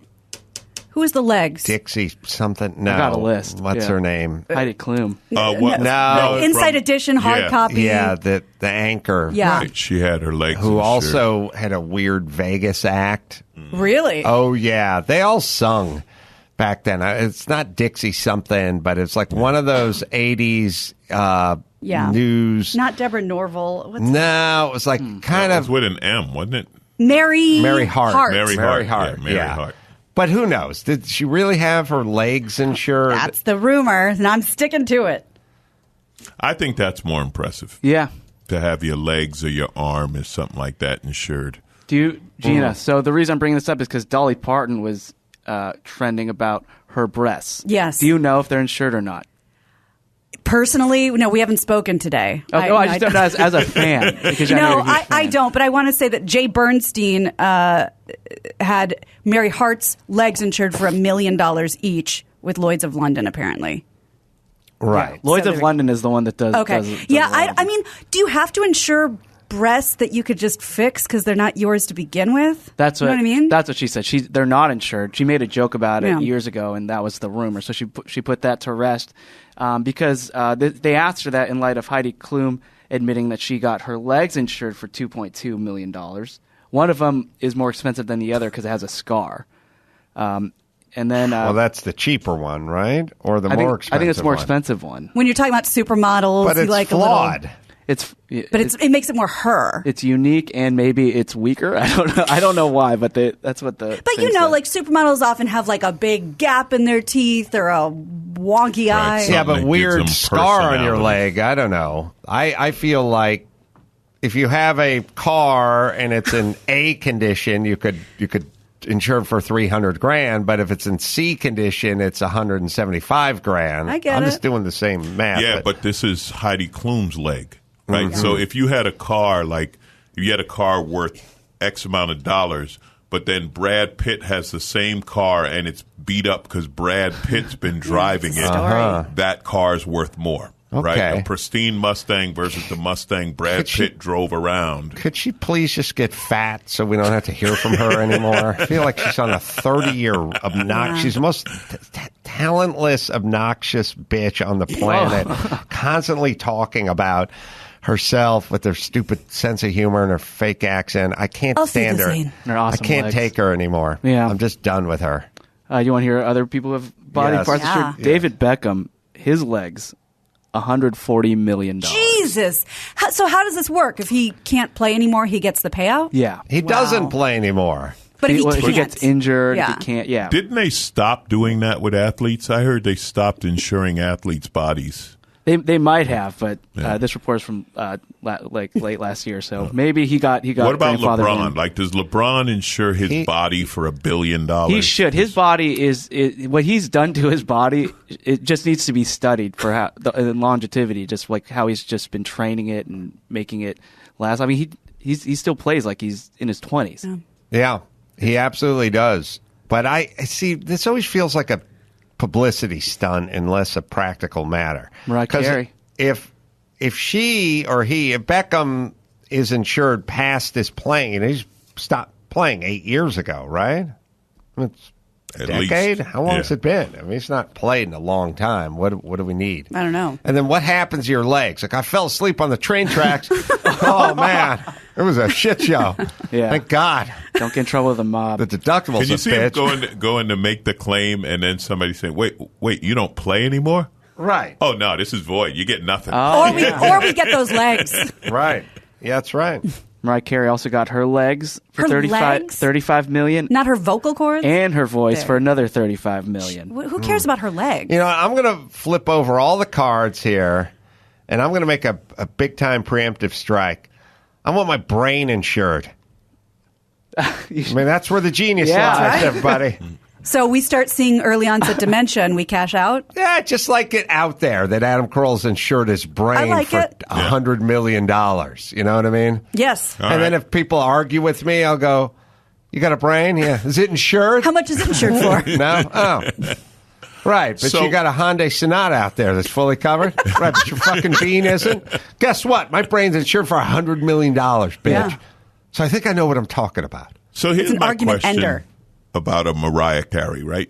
What's she worth? She got to be worth over $100 million, right? That whole Christmas song, Spotify, whatever thing. I mean, that's a number one pop song ever. So what are the insurance premiums? In other words, does she need $35 million more dollars? You know what I mean? Like, how much are you paying to insure your legs that if you broke a leg, you've already got $100 million? Like, what are you paying? Well, now you know sound what I mean? like You're Adam's already mom. rich. You're already rich. Yeah. Well, Mariah seems like somebody who would do it for status, right? Right. She's doing it for status. Yeah. Yeah. Jamie Lee Curtis, what do you think she did hers for? Her legs? Her legs, yeah. Yeah. $1 million. $1 million. Oh. And then Julia Roberts. Let me guess. Teeth. Her smile. Yeah. $30 million smile right Wow. So my dentist charged me for these. I'm not impressed. So, like, literally, if she, like, cracks a tooth and it, like, fucks up her smile. there. Yeah. She's protected. And I still don't see how any of this realistically works. If you can prove loss of work, I don't know how this... Okay. I don't know. It all feels kind of that'd be the cooked only to thing, me. I guess, if you... Yeah. So if Adam goes batshit crazy and can't do this show anymore, then your insurance policy kicks in because, his brain is insured for $100 million. Oh, I hadn't heard. Oh, yeah. Oh, shit, that's hot. Yeah. Careful. Don't argue I with think that you're just guy. doing it for status. All right, let's go to the next. So we're coming off one of the Your best. little uninsurable pea brains would never have any notion as to what motivates me to insure my brain. So. I'm sorry. Before we move on, I can't believe you didn't mention that Dolly Parton has teamed up with Duncan Hines and now has full Dolly frosting and cake mixes. Oh, really? And it says something like, if you can be anything, be sweet, or something like that, and it has like strawberry and that's... Duncan Hines. Yeah. She didn't hook up with Dolly Madison? That'd be better. Be more on the nose. That's right. Anyway. Yeah, sorry, I missed that one. Yeah, I am too. But we are coming off of one of the greatest NFL weekends in recent memory. Congratulations, Gina, on advancing with your Chiefs. But Pat Mahomes' fiancé, Brittany Matthews, yeah, she's not doing too hot with a lot of the Twitterverse because she posted a video of herself right after the Chiefs win where she opens up some champagne and decides to celebrate, and this is what she does. Shakes it up, just sprays it onto the fans. Tries to uncork it. Yeah, she's getting it up and just There all it goes over everybody. all over the They're fans. wearing hoodies. It's a party atmosphere. Well, I guess it was really cold that day. She could have been overserved. Like, I've seen some vids of her up in that booth. She could have been overserved. Yeah. Well, a lot of people are really upset. A lot of people who got sprayed, they just were not in the mood to get sprayed, weirdly enough. One guy said, Brittany, I was in the stands when you were spewing champagne recklessly on all of us. As a recovering alcoholic of 5 years, gave me great pain to smell the alcohol and feel it all over me, and I somewhat had a panic attack. I had to leave. Please be aware in the future. And other people are saying, yeah, there are other people who are sober and the game was over, right? Game's over. Well, you got to leave at some point, dude. It's time to wrap it up. The I think game's over. that's one of those let them eat cake things, though. Yeah. Like, you can't be in the luxury box. They're out there freezing. Like, if you're spraying champagne, you can only spray it on people who are involved. We're also in the luxury And box. I'd say this: Mahomes could do it because he was out on that field burning calories. Yeah. Right. You just met him in high school. You can't do it. If he would have done it, they would have gone ballistic, right? They'd sell those hoodies. The guy you got to feel sorry for leaving the stadium, who was underneath the champagne bukkake, is not the sober guy. That guy's a designated driver. It's the guy that had 4 beers over the course of the game. Gets pulled over. He's got a little buzz going. He's got a little breath going, but he's moderated. You know, he cut himself off at the end of the third quarter. Right. He knew what he was doing. But there were 16 ouncers, you know. But he's got a little buzz, but he's got his 2 kids with him, but he's still... That guy gets pulled over and he smells like a christened ship. He's got booze on his head. Like, that guy may have pulled it off, minus the champagne shower, right? Yes. But now he smells. You can't. Then the cop pulls him over and is like, "Where are you drinking? Smells like you were there." A little bit, just a little bit, but most of it Patrick came Mahomes, from right? His fiance. Okay, out of the car, sir. The kids are in the car. We're going to call Child Protective Services. I mean, you got booze on you. Yeah, smart. Now that's a lawsuit there, because again, you can have a couple of beers and then you can drink a cup of coffee and pop a mint or something like that. Might be able to get away with it, but Make your way home. When it's on you, good You're luck done. when a cop opens the window. What you doing in there? Just driving home, officer.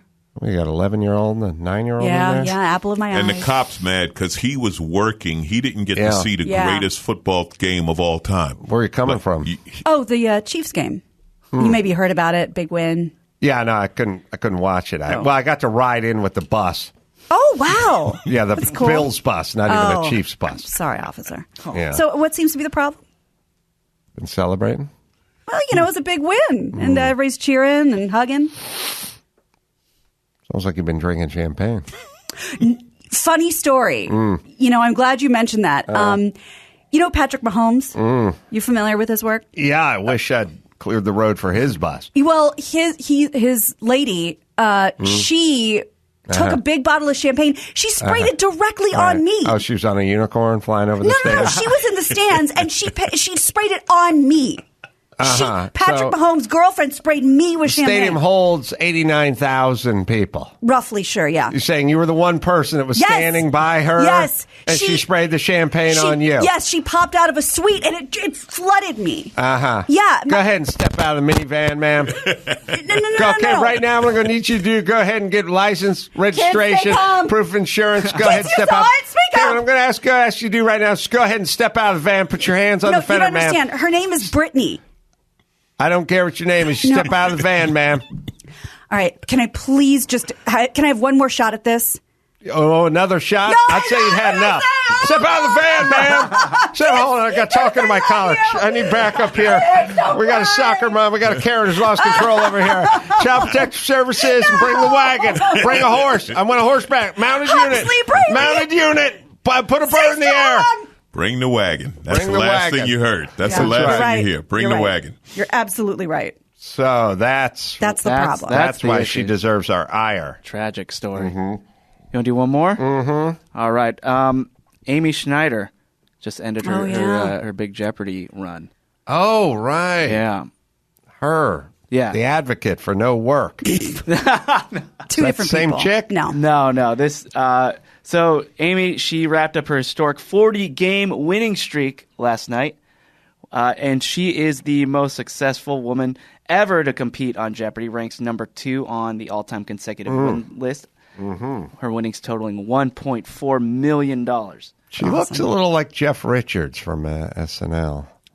I could see that. Yeah. Wow. So I didn't see that. So she is trans. What's interesting about her? There are a few things. One, she never brings it up. Right, or rarely brings it up. Like it's just that's not the get to know you question. That's at the not. top. Yeah. But the way I found out about her was actually she was mugged at like right after New Year's in Oakland, and I share a similar story with my smash and grab. So but she her winnings put her among the top 4 highest winning contestants. She's Oakland-based engineering manager, only behind Ken Jennings, who won 74 straight. And so I did some research on her background. She transitioned in 2016, 2017. She said, that year my father passed away. Kevin Durant joined the Warriors. She's a huge Warriors fan. And my wife and I split up, and Trump got elected. And I realized I was trans. It was quite a year. Wow. Yeah. That's a lot. But she's been killing it. Beloved by the Jeopardy community.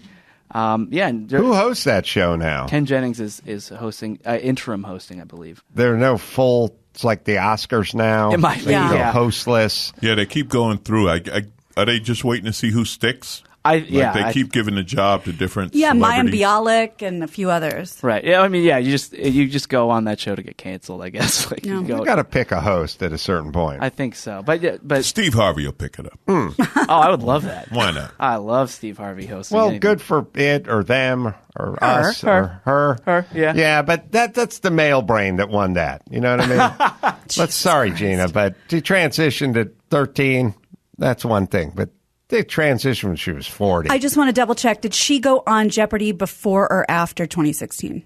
After, Okay. with When she's a all the woman now. accumulated knowledge that the male brain comes up Interesting. with. That's what I she see. took. Ain't she no way I'm grandfathered getting that involved in right. this. I'm not going to argue with the No man way with a I'm $100 million That's brain. dude Braden went in there. Okay, fine. Yep, sure. All right. And you want to do one more after that? Or? No, We're good, no, right? because we got news. Yeah, we got some news. All right. Well, We anyway, got chick brain doing the Oh, news over my here. God! Not you a pejorative. You should insure it. How much is Sure yours that insured brain. for, Gina? A hundo, according to Adam. What's that? 100 million. 65% of what Adams is insured? That's right. That's 72 cents to my perfect. dollar. Perfect. All right, we'll take a quick break. Oh, we have an outro? Yeah.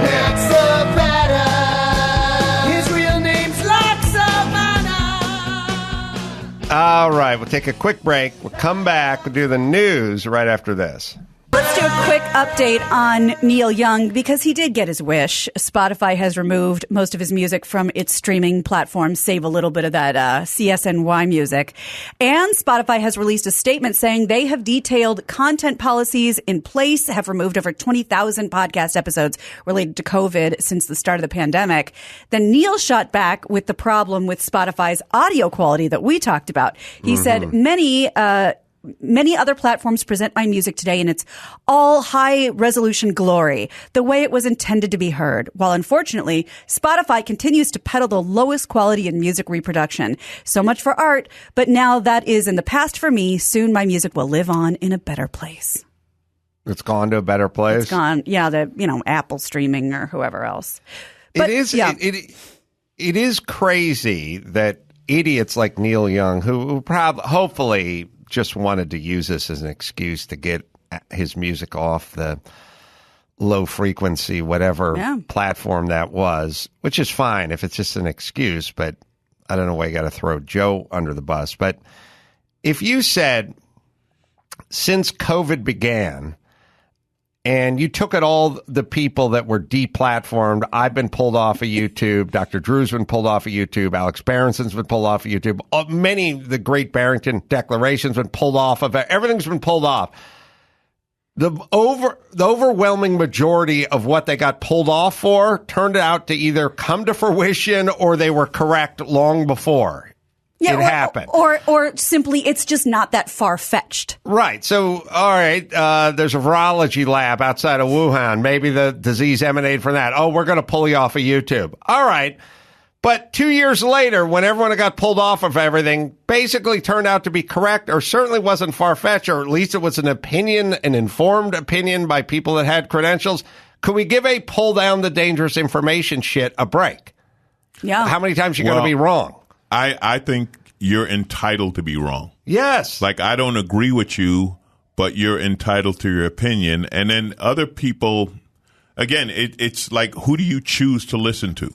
But that's up to you, right? And I think that's ultimately what it comes down to. So, But not only are you entitled to be wrong, but you're entitled to say, like, I call Dr. Drew a lot and I go, what's wrong with this theory? Here's my theory. What's going on? Tell me why this is, poke holes in it. Mm-hmm. Tell me what's wrong with it. Have somebody say, you got two coaches on the sideline. It's 4th and 1. One coach wants to do a quarterback sneak. The other wants to do an end around. I want to hear all the ideas. I want to know why those ideas. You can choose, but it doesn't mean your mind's polluted from hearing alternative whatevers. That's the scary part. We're adults. Yeah. We hear. I hear about stuff like you hear about different cultures doing different things. Like, in this culture, they love monkey brains. It's a delicatessen. All right, I've heard it's a delicacy. I've heard of it. I'm not doing it. It's not drawing me toward it. This thing, it's an overly simplified way of looking at things, which is, why is someone's opinion dangerous? Their opinion is going to help round out your opinion. Well, it's also who's saying it, right? I mean, if a doctor's saying it, that's one thing. And if a host or an opinionator or, an athlete or whoever's saying it, well, then that's another thing, right? Like, I mean, you have experts at certain things, and it's up to you to decide who to listen to. So, yes, I got no problem with people. Listen, I'm a comedian. I love crazy theories. It's like, yeah, let's have some fun with that one. And then also, if you're listening to me, it's like, hey, listen, I'm a comedian. So not everything I say, like I've had people, and it's happened more recently, counter a joke with truth. Mm-hmm. And it's like, you understand, like I had this happen. I took a picture on Instagram. It was a Corvette next to a raised Suburban, both parked in a handicapped spaces, right? And I made some comments, and this woman was like, well, you don't know the handicap they might have. And it's like, you know what, lady? It looks funny when a Corvette and a giant Suburban are in a handicapped spot. Now, if it was a handicapped van with a wheelchair lift, I wouldn't oppose that. Wouldn't be funny at all. Right. But it is kind of odd, and it's like, this is where people are now. Yeah. So, yeah, so as far as, any kind of theories on, like, listen to who's saying it, and that's my opinion. I'm not going to pull any. I mean, they're doing it in schools now. That's what's really crazy, when they start saying you can't read this book or you can't learn this thing in school. Well, didn't they? That's even more dangerous than YouTube, in my opinion. Didn't they take Mouse? I don't know if you're familiar with a book about Dead the Holocaust. Mouse? No, just Mouse. MAUS. They took that off the shelves in schools on Holocaust Remembrance Day. Really? Maybe just bad timing. I think it was yesterday. Yeah. 2 days ago. Yeah, in Tennessee. Really? Yeah. But I was going to ask you, Alonzo, because I know a lot of comedians have been vocal about their stuff being taken off of Spotify, and I don't know if that has affected you or if you know. Well, what the battle is that Spotify wasn't paying royalties, and comics are saying, hey, if you're a musician, right, if you play a song and you write a song, you get both checks. Right.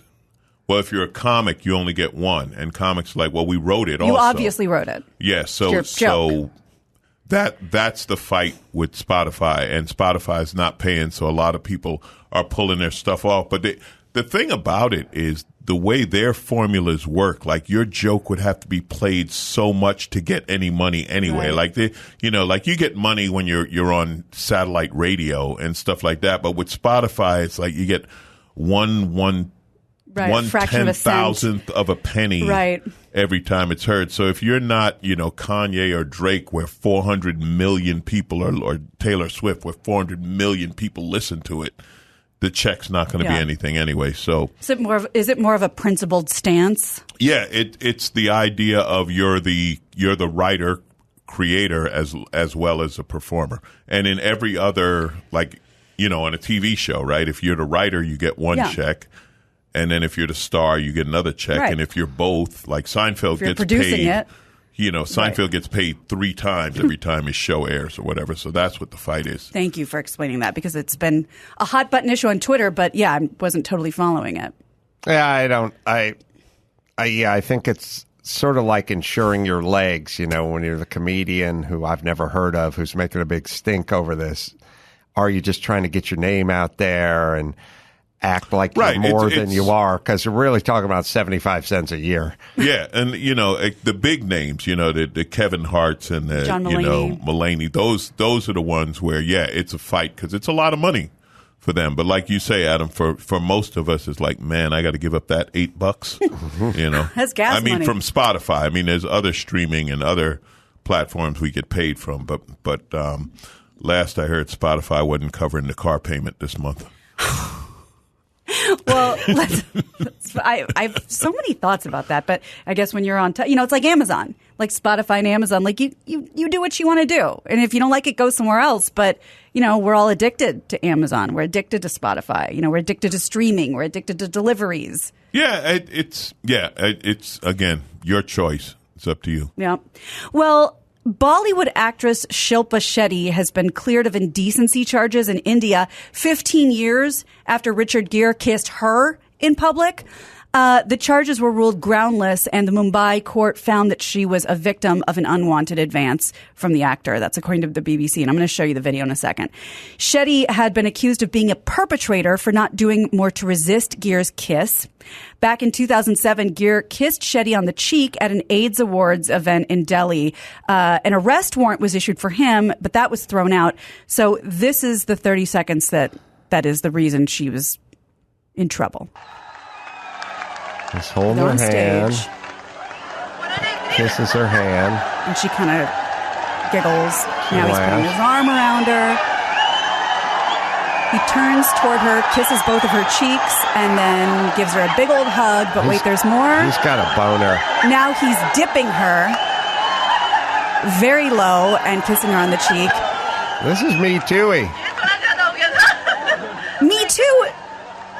She was brought up on indecency charges. Yeah, no. Well, she let him on. It was obvious. Right. Yeah. It was obvious. At an AIDS benefit. He was just a victim standing there. And she. Well, would you like to know what his excuse was? Yeah. Gere said he issued an apology saying he did it to show that kissing was safe and would not lead to the transmission of HIV. She doesn't have HIV. I looked it up. Sounds like he has it. HIV? Well, he's sent.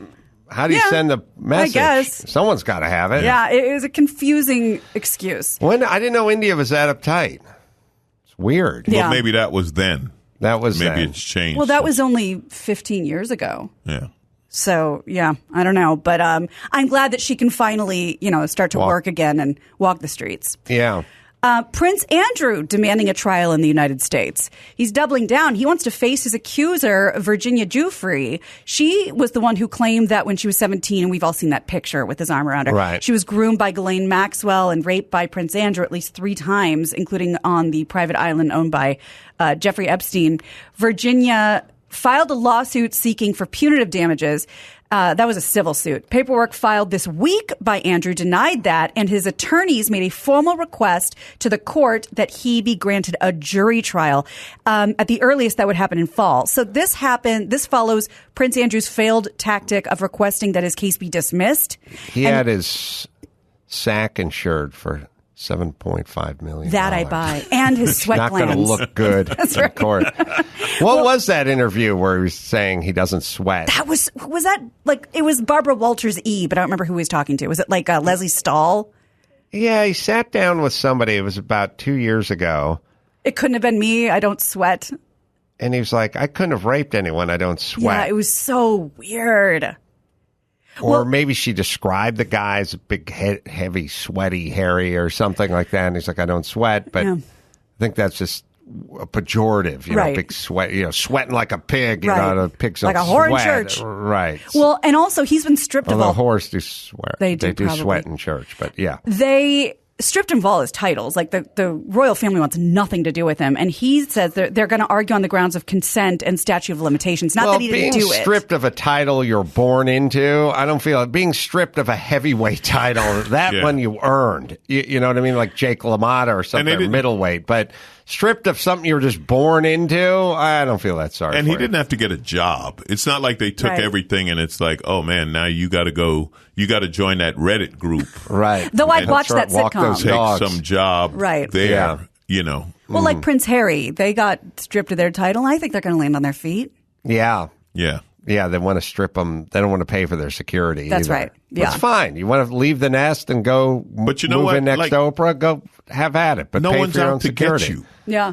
Like you're staying in some rich part of Santa Barbara. Like you're staying in the richest part of a rich city. Yes. And you need security. Trust me, no one dangerous is getting into Montecito. No. Maybe the minute you exit the 101, they're like, excuse me, get back on the freeway. Turn it around. Head south. All right. You're not, that's just how those neighborhoods are, right? Yeah. They're Who's worried. he protecting himself her from? dad really is about all they got to worry about. Her dad and her sister. Her dad and her sister. Believe me, they got pictures of them. Mm-hmm. Yeah. Yeah, that's where Ivan Reitman lives, and I've been up to that place. It's probably very triggering for you to go to Montecito. Ivan Reitman has a house there with people go, oh, my house has a movie room or bowling alley. His is an amphitheater. Beat that. And at the time, he told me that he did one of these moves. Alonzo knows the rich guy move where you go, man, what is that? What do you got, a McLaren, 93 McLaren F1? Yeah. Bought it new in 1993, paid sticker, paid $731,000 for it. Now, let me give you a rich guy code. Humble brag, and you go, Jesus Christ, what's that thing worth today? I don't know. I've been offered $26 million. Turned it down. Yeah. But I don't know what it's worth. It's like, well, you turned down $26 million. So let's just say it's worth at least 20. By the way, the humblest of all brags, the rich guys, they always go, I don't know what it's worth. I don't know what it's worth. I've been offered. Right. And then they give you this crazy, mind-blowing number. And then they turned it down, which means it's worth more than that. That's rich guy.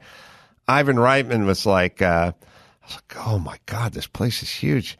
He's like, I was like, what's this place worth? I don't know. I don't know. Oprah bought her place for $43 million up the street. This is nicer. That's I turned down $26 million for my F1. That's code. That's rich guy talk for better than Oprah.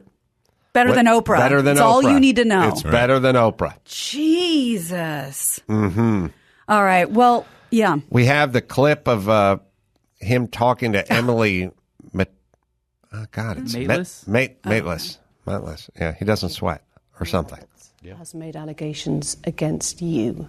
She was very specific about that night. Mm-hmm. She described dancing with you and you profusely sweating, and that she went on to have bath, possibly. There's a slight problem with the sweating because I have a peculiar medical condition, which is that I don't sweat, or I didn't sweat at the time, and that was yes, I didn't sweat at the time because I had suffered what I would describe as an overdose of adrenaline in the Falklands War when I was shot at, and I simply it was almost impossible for me to and also sweat. when the people in the same family reproduce over and over and over again with cousins. There's a rare disease where we stop sweating. But that's one of those excuses they're like, come on, you could do better than that. So you didn't sweat from like 1997 to 1999. You specifically, and not even a real war, Falklands War. Specifically, like you have a specific time that you didn't sweat because that was the time the crime was committed. Come on, you could do. See, Alonzo, you know what I would say? I'm sitting right now under hot lights, being called a pedophile in my stately manner. Would you like to touch my forehead? It's bone dry. Bone dry. If I could sweat, I'd sure as fuck be sweating now. Yeah. But I'm good. not. That's if good. there's ever a time a man could sweat, it'd be right now. I'm wearing a three-piece suit. No, you got a light in front of me, and you're calling me a pedophile. You got to bring in the 4 guys who will share a cell with him when he gets arrested. Then let's see if he doesn't sweat. Yeah. Right? Just have those 4 guys stand behind him, say, so we heard you don't sweat, and then we'll see if he... Well, if I was casting that role, Alonzo, move over, security guard. You think I haven't played Convict? The Onion movie, baby. The Onion movie. That's right. Every stereotypical big black guy role, Adam, I've done. Is the Onion movie out yet? Yeah, it came out. This was back in like 08, 09.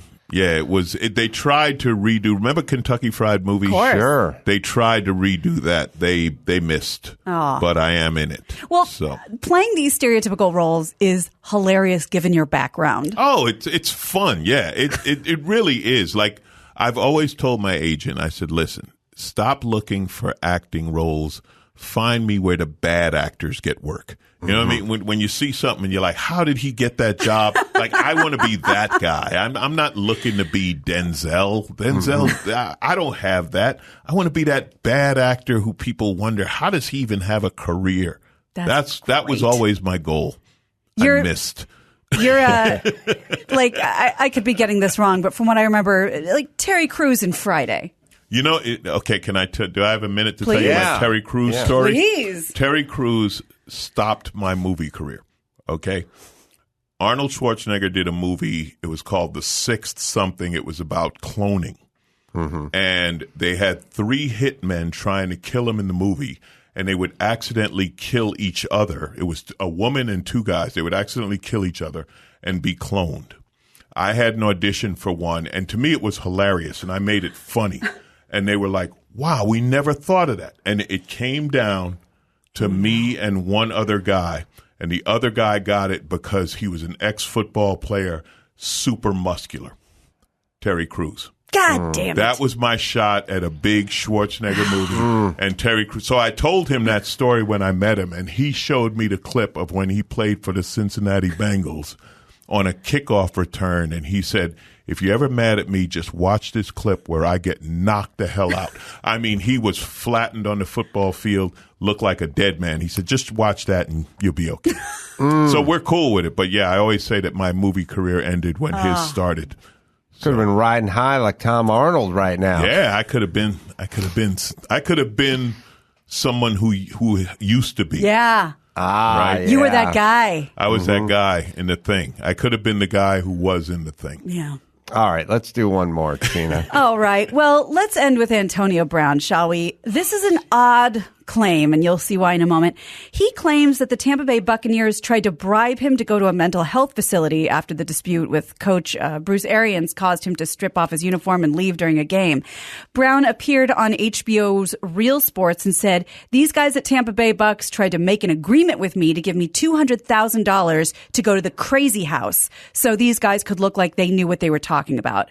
Brown's attorney added that they're considering suing the Bucks for defamation over the false claim of his mental health.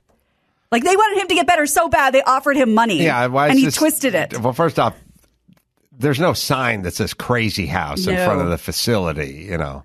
It's the booby patch.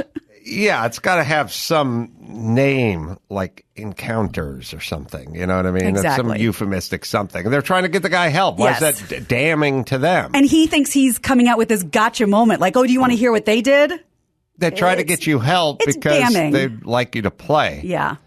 And Brady didn't really have too many receivers at the end. Yeah, Antonio Brown's one of those guys that he doesn't have any friend that's like, stop him. Like, you know what I mean? Stop you from destroying yourself. I thought that was supposed to be. Oh, yeah. Yeah. Or somebody who's like, yo, man, shut up. Like when the Raiders said, wear this helmet or you lose your million. That was a multi-million-dollar contract. He's like, I'm not wearing the helmet. You need that friend who grew up with you and said, hey, man, you used to play without a helmet for free. Put the helmet on. We getting $10 million, whatever it was. You know what I mean? You got to have... You got to have somebody like that in your life. You got to have somebody in your life who can. You're talking about somebody from way back, which makes sense. I thought from some of the podcasts and news stuff I had listened to, that's what Tom Brady was supposed to do. You know, kind of look after him and take him under his wing, but he can only do so much. On the field. Yeah. Tom didn't in the locker room, and that's probably Tom didn't want to switch helmets either. when Antonio was on the Raiders, they're trying to update everyone's helmet, and the old school guy's like, I like my old helmet.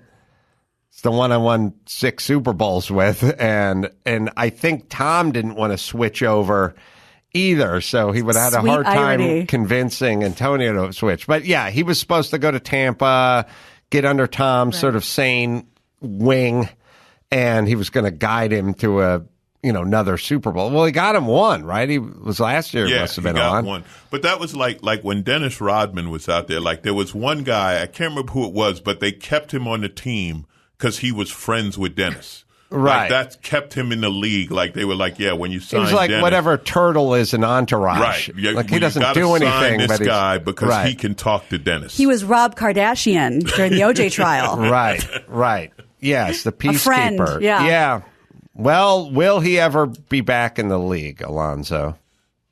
Yeah, if he can, the league forgives because football, of all the sports, football's like, hey, can you play today? We'll sign you. And especially now with like COVID and players, we need a receiver for this Sunday. Yeah, he'll get another shot. And and you don't have to pay him anything. He has to play for league minimum. It's not like he's making millions now. You say, listen, we were going to give $200,000 to the crazy house, but we'll give it to you. The thing about the, when like a woman is hot, all is always forgiven. They always get like another boyfriend, another shot. When a dude is fast, there's always a place for him. Yep. If you're really fucking afterburner fast, they'll find room for you somewhere. If you can stretch that field, that's just a God-given thing. Like if you're really fast, you can play. You slow down, then you're out of the league. As long as his speed, as long as he's able to maintain his speed, he'll find a home somewhere. The second he loses a step, then we'll become very concerned about his mental condition. Right. And that's the way it works. All right, let's bring it home. You got it. I'm Gina Grad, and that's the news. Gina Grad. That was the news with Gina Grad. Well, Alonzo Bodden, everyone, Helium Comedy Club. That'll be March 3rd through the 5th. And you can check out his podcast, Alonzo Bodden, Who's Paying Attention? And you can just go to his website, Alonzo Bodden, 2 D's and an E and an N there, .com to find out where he's going to be. Me, I'm everywhere, so just go to AdamCarolla.com, taping a couple shows with Bill Shatner and Dennis Quaid coming up in Bryan on February 6th, and then be in Kansas City doing shows March 11th and 12th, and Genesee Theater in Waukegan, Illinois on March 10th, and Spokane and Tacoma before that. Just go to AdamCarolla.com, and you can pre-order my book, new book as well, too, AdamCarolla.com. So, till next time, Adam Carolla for Gina Grad and Alonzo Bodden saying mahalo. Person turning left in front of you 150 feet, that's going to get you. So unless your bike, the ones that are so loud, they set off the car alarms and stuff like that. But then I've been around it. You do not want to sit on something that loud.